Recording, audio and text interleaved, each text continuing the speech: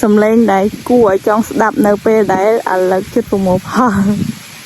người nâng nhung tới chỉ cả đã tất cả lắc đôi họ đòn chẳng vì phụ ấy do mình phliêng ấy hai chị mà thấy cái đó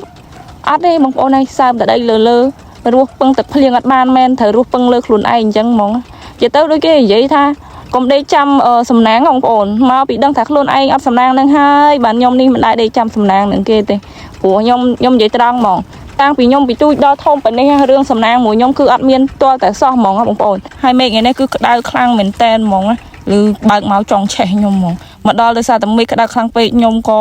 បើក កាបូប ទឹក របស់ ខ្ញុំ ទិញ យក sunscreen ឬ ក៏ លេ ការពារ កម្ដៅ ថ្ងៃ យក មក លាប មក តង់ ទៀត មក ពី ទេ ខ្ញុំ លាប មក តង់ ហើយ តែ មេ ក្តៅ ពេក អត់ ការ លាប ទប់ មក តង់ ទៀត ព្រោះ ក្តៅ ខ្លាំង ហើយ លេ ការពារ កម្ដៅ ថ្ងៃ Shiny Skin នេះ មាន SPF រហូត ដល់ 50 បូក PA បូក បងប្អូន ហើយ វា ជួយ ទប់ មុខ យើង ពី ពន្លឺ ព្រះ អាទិត្យ បាន ខ្ពស់ ល្អ ហើយ ជួយ ទប់ទល់ ជាមួយ នឹង ការ ជាំ ឡើង អាច រុយ ពិសេស ហ្នឹង គឺ ធ្វើ ឲ្យ មុខ របស់ យើង ឡើង មាន សំណើម ហើយ មួយ ទៀត ហ្នឹង គឺ ស្រឡាញ់ ថង ថា អត់ បតេបតា ទេ ចា ទោះ បី ខ្ញុំ ដាក់ ទឹក អាលឹក ក៏ ក្លេក ក៏ ខ្លាក់ សើម ពេញ មុខ ពេញ ខ្លួន ក្រោយ អត់ មាន បតេបតា ហៀ ហូ អី ទេ ហើយ រឿង ទេវតា វិញ គឺ ថា ចង់ តែ បិទ ផ្លូវ ខ្ញុំ ទេ និយាយ រួម បើ ថា ភ្លៀង ទេ ក៏ ភ្លៀង ឲ្យ ច្រើន តិច មក ភ្លៀង មួយ ញីប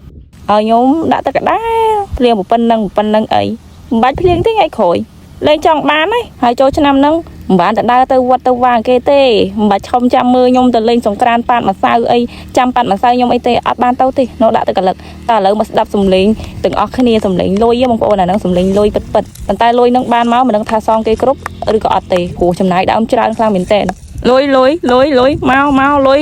លុយ មក មក លុយ មក តាម ឲ្យ តាន់ trend គេ បង